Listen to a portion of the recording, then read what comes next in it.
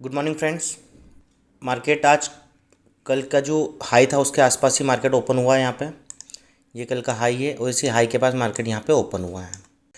अब बात ये है कि ऊपर अगर देखेंगे ना, ऊपर 51,500 का एक रेजिस्टेंस लेवल है।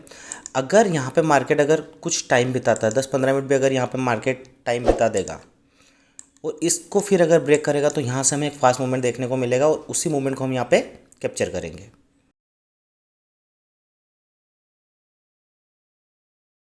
तो ये बहुत इंपॉर्टेंट है। थोड़ा सा मार्केट यहाँ पे टाइम बिताए, टाइम बिताने के बाद अगर 51,550 को अगर ब्रेक कर दिया यहाँ पे, तो ये समझ लो कि यहाँ से एक फास्ट मूवमेंट हमें 100-150 पॉइंट का मिल जाएगा। तो देखते हैं, वॉच करते हैं। अगर इस लेवल पे आता है और इसको ब्रेक करता है तो यहाँ पे एक बढ़िया कॉल साइड मूवमेंट हमें देखने को मिलेगा। तब तक हम यहाँ पे वेट करेंगे, कॉल की पोजीशन नहीं बनाएंगे, क्योंकि अभी क्या है कि मार्केट कल के हाई के पास है और यहाँ पे मार्केट नीचे भी जा सकता है और ऊपर भी जा सकता है। पर अगर ऊपर गया तो हम 51,500 के रेजिस्टेंस को ब्रेक करने के बाद ही कॉल साइड एंट्री करेंगे, वरना भी वेट करेंगे। ये कोटक नियो का डीमैट अकाउंट है। यहाँ पे मैंने निफ्टी के 25,200 की कॉल, बैंक निफ्टी की 51,500 और निफ्टी की 23,300 की पुट, ये तीन पोजीशन यहाँ पे मैंने वॉच लिस्ट में डाली हुई है। बाकी देखते हैं जैसे ही मार्केट में अच्छा कुछ मूवमेंट मिलता है, क्योंकि आज मार्केट में एक्सपायरी नहीं है किसी की भी, तो हम आज कॉल साइड में बाइंग करेंगे, सेलिंग नहीं करेंगे। क्योंकि सेलिंग हम सिर्फ जब मार्केट की एक्सपायरी रहती है किसी भी इंडेक्स की, तभी जाके हम सेलिंग करते हैं, वरना मार्केट में हम वेट करते हैं। सबसे इंपॉर्टेंट चीज़ ये है कि मार्केट यहाँ पे क्या काफ़ी टाइम से 3 दिन से मार्केट क्या है, एक रेंज में चल रहा था। अगर देखोगे तो ये बड़ी रेंज थी, रेंज में चलने के बाद आज मार्केट ने यहाँ पे इस रेंज को ब्रेक किया हुआ है। अब इम्पोर्टेंट ये है कि अगर ये यहाँ पे मार्केट कितना इसको होल्ड करता है, मतलब बायर्स इसको कितना होल्ड कर पाते हैं। होल्ड का मतलब कि अगर 10-15 मिनट मार्केट अगर यहाँ पे होल्ड कर चुका और होल्ड करने के बाद अगर ये ब्रेक करेगा ना, तो बहुत फास्ट मूवमेंट आएगा।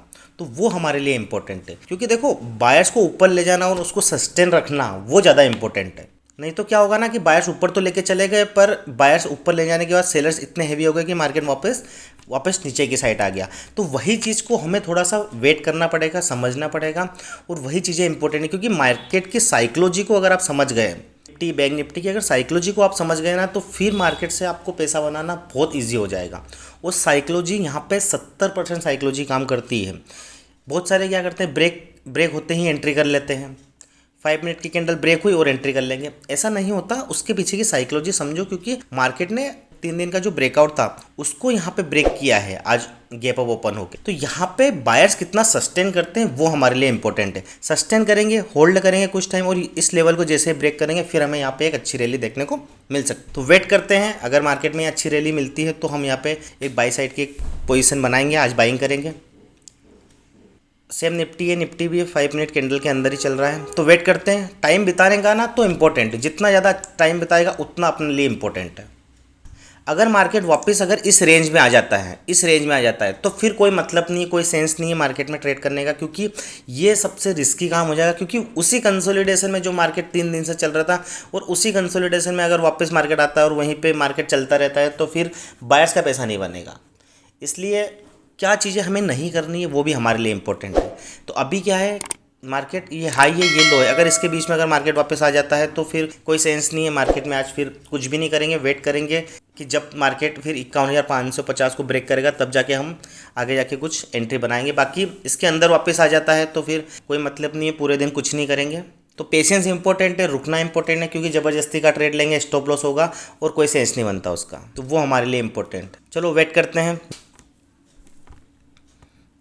51,550 के बाद, क्योंकि 51,550 अगर ब्रेक होगा ना, तब जाके यहाँ पे मार्केट हमें अच्छी रिलीफ दे सकता है। तो 51,550 बहुत इंपॉर्टेंट है।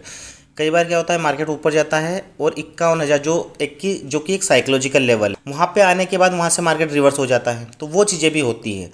तो हमेशा ध्यान रखिए कि जब जो भी साइकोलॉजिकल लेवल होता है ना, उससे थोड़ा ऊपर जाके ही आप एंट्री करिए, क्योंकि वहाँ पे क्या है, जो सेलर्स होते हैं उनके स्टॉप लॉस हिट होने लगते हैं, और वहाँ पे फिर जो नए बायर्स वहाँ पे एंट्री करते हैं।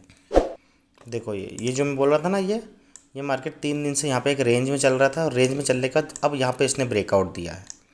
तो ये बहुत इंपॉर्टेंट है। अब ये ब्रेकआउट दिया है तो थोड़ा सा यहाँ पे रुकने के बाद और ब्रेक करेगा ना, तब जाके यहाँ पे बहुत अच्छा पैसा बनेगा। कोई ना, अपन वेट करेंगे, पेशेंस रखेंगे थोड़ा,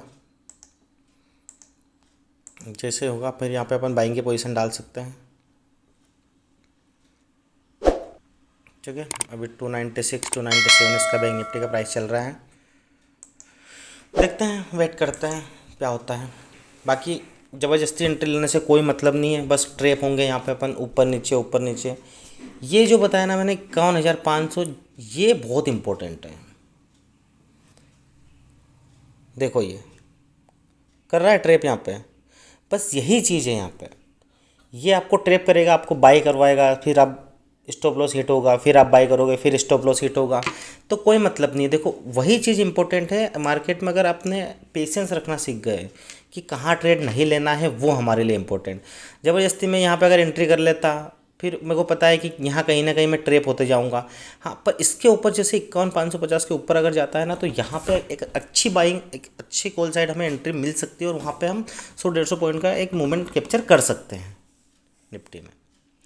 वो हमारे लिए इम्पोर्टेंट है। बस मेरा मतलब है कि ये जितना ज़्यादा टाइम बताएगा उतना हमारे लिए अच्छा है ना। अगर ये नीचे चला जाएगा तो फिर कोई सेंस नहीं बनता, कोई ट्रेड नहीं लेंगे फिर। ठीक है, फिर वेट करेंगे नेक्स्ट डे का, मंडे का वेट करेंगे, फिर मंडे को कुछ अच्छा ट्रेड देखेंगे। ठीक है, बाकी देखते हैं, थोड़ा सा और रुकते हैं। ठीक है, क्योंकि यहाँ पे जाएगा तभी जाके कॉल साइड जाएंगे, वरना इसके अंदर तो भी कोई सेंस नहीं बनता। ठीक है, ये छोटे छोटे आपको सपोर्ट, फिर यहाँ सपोर्ट, फिर यहाँ सपोर्ट, तो कोई मतलब नहीं, फिर धीरे धीरे ट्रेप ही होते रहेंगे। ठीक है, छोटे छोटे सपोर्ट मिलते रहेंगे, और सपोर्ट छोटे छोटे सपोर्ट मिलेंगे तो मार्केट रुक रुक के जाएगा, तो वही प्रीमियम डिके ने, फिर बहुत सारी चीज़ें हैं यहाँ पे। तो यही तो चीज़ है कि ऑप्शन बायर को हमेशा मोमेंटम कैप्चर करना पड़ेगा।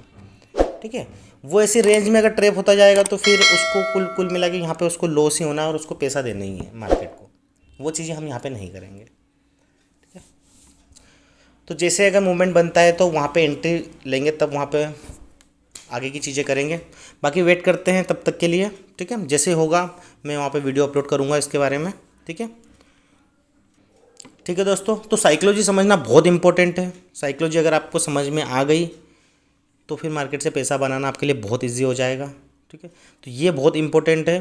बाकी जाएगा तो वेट करेंगे, वरना फिर अपन आज कोई ट्रेड नहीं लेंगे, मार्केट से बाहर हो जाएंगे, कोई सेंस नहीं है मार्केट में ट्रेड करने का।